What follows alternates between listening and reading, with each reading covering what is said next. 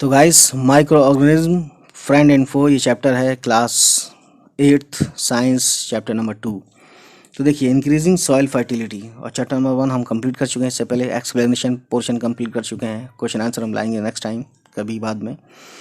तो ये देखिए कि कीड़ों का इस्तेमाल करके हम जो उपजाऊ बनाते हैं ज़मीन को, इसमें लिखा है इंक्रीजिंग सॉइल फर्टिलिटी। फर्टाइल का मतलब होता है, फर्टाइल से बना है फर्टिलिटी। फर्टाइल का मतलब होता है ज़मीन का उपजाऊ होना, फर्टिलिटी होना यानी कि ज़मीन का उपजाऊपन बढ़ना, यानी हम उपजाऊपन बढ़ाएंगे उसका, है ना, इस लायक बनाएंगे कि ज़मीन ज़्यादा से ज़्यादा उसमें कोई भी चीज़ बोएं तो फटाफट होने लगे। ठीक है।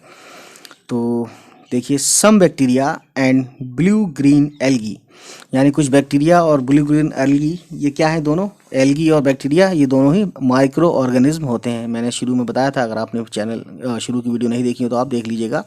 ठीक है। तो फिगर 2.7 में ये बताते हैं कि है, तो पीछे है वो, है ना, मैं सब दिखा चुका हूँ, बता चुका हूँ उसके बारे में। अब आगे बढ़ते हैं। Are able to fix nitrogen from the atmosphere to enrich soil with nitrogen and increase its fertility.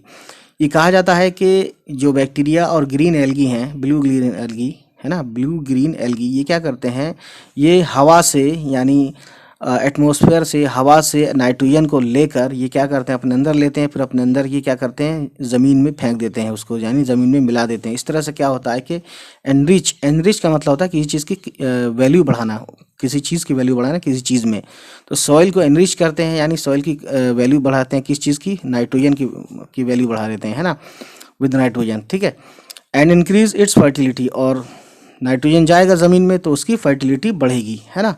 तो ये किस तरह से होता है? ये बहुत ज़्यादा आसानी से या तो फर्टिलाइज़र मिलाते हैं हम लोग, या फिर हम कुदरती तौर पे जो है माइक्रो ऑर्गेनिज्म करते हैं ना, तो इनसे कोई नुकसान भी नहीं होता इन कीड़ों से, और आराम से कुदरती तौर पे हो जाता है। ठीक है। ये हमारे लिए नुकसानदेह नहीं होते कीड़े, इस तरीके के जो होते हैं। These microbes are commonly called biological nitrogen fixers. Fixer समझते हैं ना, फिक्सर यानी किसी चीज़ को दुरुस्त करना। तो इन्हीं कीड़ों को हम माइक्रोब्स को क्या बोलते हैं? Biological nitrogen fixers. किनको?